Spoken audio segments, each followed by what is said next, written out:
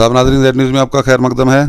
National conference के senior leader व segment in charge mentor मियां शहराज अहमद अजहरी ने आलमी शोहरत याफ्ता इदारा अल जामियतुल अशरफिया मुबारकपुर की एक बिल्डिंग बीजेपी सरकार की जानिब से डिमॉलिश करने पर सख्त मजम्मत करते हुए और गम व गुस्सा का इजहार करते हुए कहा कि बीजेपी मुल्क भर में माइनॉरिटीज़ के खिलाफ इंतकामी कार्रवाइयाँ करते हुए आवाम को हरासा कर रही है, जिसकी कड़े अल्फाज में मजम्मत करते हुए उन्होंने कहा कि ये पंजा अल जामियतुल अशरफिया पे नहीं चलाया गया बल्कि मुल्क के आइन पर और हमारे सीनों पे चलाया गया है।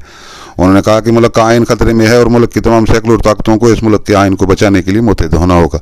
आगे देखिए हमारे ब्यूरो चीफ तालिब चौधरी की रिपोर्ट। आज कॉन्फ्रेंस के जरिए से 125 करोड़ देशवासियों की खिदमत में हाजिर हूं। गुज़श्ता रोज जिस तरीके से आलमी सतह पे मशहूर इदारा अल जामियतुल अशरफिया की बिल्डिंग के ऊपर जिस तरीके से योगी सरकार ने पीला पंजा चलाते हुए बिल्डिंग के एक स्ट्रक्चर को डिमॉलिश किया, मैं नेशनल कॉन्फ्रेंस की जानिब से उस तमाम सानेहा की कड़े अल्फाज में मजम्मत करता हूं और मैं हुकूमत से अलग और 125 करोड़ देशवासियों से अलग चंद बातें डिस्कस करना चाहता हूं। यह इंतहाई शर्म की बात है कि जहां पे नफरतों को हवा दी जा रही हो और पूरे देश की जनता खामोश तमाशाई देख रही हो, मैं हुकूमत से पूछना चाहता हूं कि ये जो यूनिवर्सिटीज, ये इदारे हिंदुस्तान की धरती के ऊपर बने, ये तालीम देना आपका फर्ज था। शायद आपको इन इदारों की हिस्ट्री मालूम ना हो। मैं आपके नॉलेज के लिए बताना चाहता हूं कि आजादी के लिए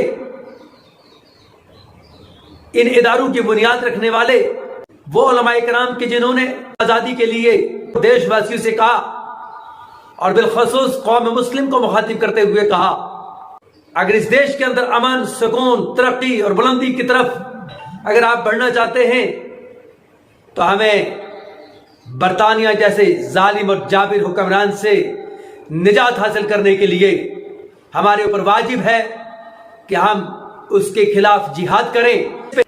उन्हीं की बात के ऊपर अमल करते हुए चाहे अशफाकुल्लाह खान ने कुर्बानी पेश की, चाहे 3.5 लाख मुसलमानों ने इस धरती के ऊपर कुर्बानी पेश करते हुए बरतानिया जैसी ताकत को यहां से भागने पर मजबूर कर दिया था। बरतानिया साम्राज्य ने इसके ऊपर कब्जा कर रखा था। उस वक्त से ये देश तनज़्ज़ुली की तरफ चला जा रहा था, इसीलिए तहरीक आज़ादी चलाई गई थी, गांधी जी ने जिसकी कमान संभाली थी और जिसके ऊपर लब्बैक कहते हुए हमारे देशवासियों ने, उसमें हिंदू, मुस्लिम, सिख, ईसाई भाईचारा ने मिलकर के इस देश को आजाद करवाया था। इसके तालीमी निजाम को बेहतर बनाने के लिए उन उलमाए किराम ने सर जोड़ करके सोचा और कहा कि हमें मिलकर के इस देश को तरक्की की मंजिलों के ऊपर फाइज करना होगा। उलमाए किराम ने अपनी अपनी जिम्मेदारी संभाली और इस धरती के ऊपर अजीम व शान इदारे कायम किए। इसमें गवर्नमेंट का 1 रुपया भी नहीं था, बल्कि कौम और मिल्लत ने उसके लिए चंदा इकट्ठा किया और ये इदारे यहां पर कायम किए। मैं पूछना चाहता हूं कि आपने इस देश को क्या दिया है कि जिसके बदले में आप जनता को इस कदर जलील दर जलील किए जा रहे हैं। इस धरती के ऊपर जो कुछ दिया हुआ है, जो तहजीब और सकाफत है, वो सेकुलरिज्म के मानने वालों की है। माजी में राजवाड़े हों या खानदान मुगलिया के जरिया से या दिगर हुक्मरानों के जरिया से, चाहे वो जामा मस्जिद दिल्ली हो, चाहे लाल किला दिल्ली हो, चाहे ताजमहल आगरा हो, चाहे दौलताबाद के बड़े बड़े ज़खायर हों, चाहे हिंदुस्तान की और अरीज इस धरती के ऊपर फैले हुई वो निशानियां हों जिनको देखने के लिए बैरून दुबालिक से दुनिया आती है और हिंदुस्तान का 25% रेवेन्यू उन्हीं इमारात के जरिया से वसूल होता है। इसके नक्शे कदम पे चलते हुए तब हिंदुस्तान की तमाम रियासतों के अंदर हमारे मोहतरम उलमाए किराम ने एक बड़ी कुर्बानी पेश करते हुए एक बड़े पैमाने पे बड़े इदारों को वजूद अमल में लाया था, जिसके जरिया से देश की एक बड़ी आबादी को एजुकेट करने का मौका मिला। इस देश ने तरक्कियों की उड़ान भरी। अब मैं देशवासियों से पूछना चाहता हूं, जो इस देश को तामीर और तरक्की की राहों के ऊपर बुलंद मनाजिर देखना चाहते हैं, मैं उनसे चंद सवालात ये हाजिर हूं। सबसे पहले मैं मुबारकपुर अशरफिया यूनिवर्सिटी के डिमॉलिश करने वाले उस स्ट्रक्चर के ताल्लुक से गवर्नमेंट ऑफ इंडिया और गवर्नमेंट ऑफ उत्तर प्रदेश की कड़े अल्फाज में मजम्मत करता हूं और तवज्जो दिलवाना चाहता हूं उन तमाम मज़ाहिब के मानने वाले उन लोगों की कि जो इस देश को तरक्की की राहों पर देखना चाहते हैं, जिनको आज इक़्तिदार का नशा चढ़ गया है, वो भी मेरी इस बात के ऊपर गौर करें। मुझे बताइए कि जिन ममालिक को आप बुलंदियों की मनाजिल के ऊपर देख रहे हैं,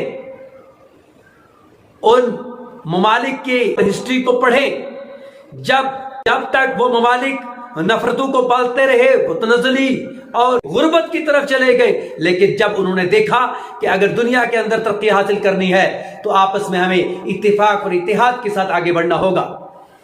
दुनिया के उन तमाम ममालिक को देखें जहां पे नफरतें हैं, वो गुर्बत की तरफ चले गए हैं, और जहां पे वो लोग अपने ममालिक के कॉन्स्टिट्यूशन के ऊपर तरक्की कर रहे हैं, वो बुलंदी की तरफ चले जा रहे हैं। जहां पे कट्टरपंथा है, किसी भी एतबार की कट्टरपंथा है, मजहबी कट्टरपंथा है, इलाकाई कट्टरपंथा है, वो ममालिक की पस्ती की तरफ चले गए। इसलिए मैं पूछना चाहता हूं कि इस देश को तो आगे उड़ान भरनी चाहिए थी, लेकिन ये चंद सालों के अंदर इस देश को रिवर्स गियर क्यों लग गया है, जिसकी वजह से ये देश पस्ती की तरफ चला जा रहा है। आप एक ही मिसाल के जरिए से इस बात को समझ ले कि इस देश के अंदर जहां पे बिजली की फरावानी की तरफ ये देश आगे बढ़ रहा था, दीगर ज़खायर की तरफ ये देश आगे बढ़ रहा था, यहां पर बड़ी बड़ी इंडस्ट्रीज का क़याम अमल में लाया जा रहा था, लेकिन आप मुझे बताएं कि आज हाहाकार है, बिजली नहीं है, पानी नहीं है, हाहाकार है पूरे देश के अंदर कि नौकरियां नहीं है, देश गुर्बत की तरफ चला जा रहा है और रोजगार नहीं है। आप मुझे बताइए ये हाहाकार कब मची है? जब से आरएसएस भारतीय जनता पार्टी की रूप में इस हिंदुस्तान के तख्त के ऊपर कायम हुई है, तब से यहां का सुकून खत्म हो गया है। आप चाहते हैं, मैं अपने हिंदू भाइयों से पूछना चाहता हूं कि अगर आप चाहते हो कि आप तरक्की करो, तो क्या आप इस देश को तनज़्ज़ुली की तरफ दबो करके तरक्की करोगे? हरगिज नहीं। एक परिवार के अंदर अगर इख्तिलाफ पैदा हो जाए, वो परिवार तरक्की नहीं करता है। अगर देश के अंदर इख्तिलाफ पैदा हो जाए तो बताइए इस देश को आप किस जानिब लेकर के जा रहे हो? क्यों तबाही की तरफ लेकर के चले जा रहे हो?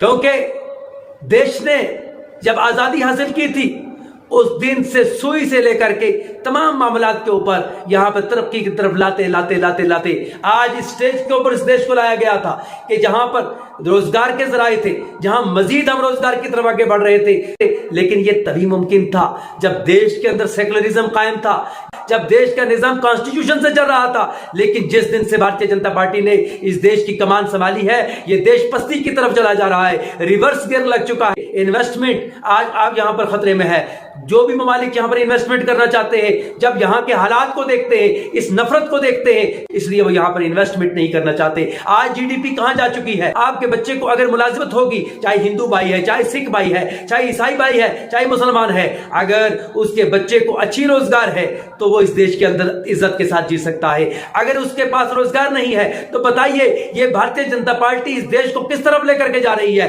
क्यों कटोरा लेकर के भीख मांगने की मजबूर कर रही है? आज सिलेंडर गैस की कीमत कहां चली गई है? आज बिजली का क्या निजाम है? वो मीटर लगाए जा रहे हैं। बहुत सारे मसाइल आपके सामने खड़े कर दिए गए हैं, और ये किसने खड़े किए हैं? ये उसी भारतीय जनता पार्टी ने किए हैं, जिसकी साजिश में आप भी आ चुके हैं। और अगर याद रखें, देशवासियों ने अगर इसके ऊपर गौर नहीं किया तो याद रखना, आज जिस तरीके से आप बिजली के लिए तरस रहे हो, आप पानी के लिए तरस रहे हो, आप निवाले के लिए तरसोगे। लगेगी आग तो आएंगे कई घर जद में।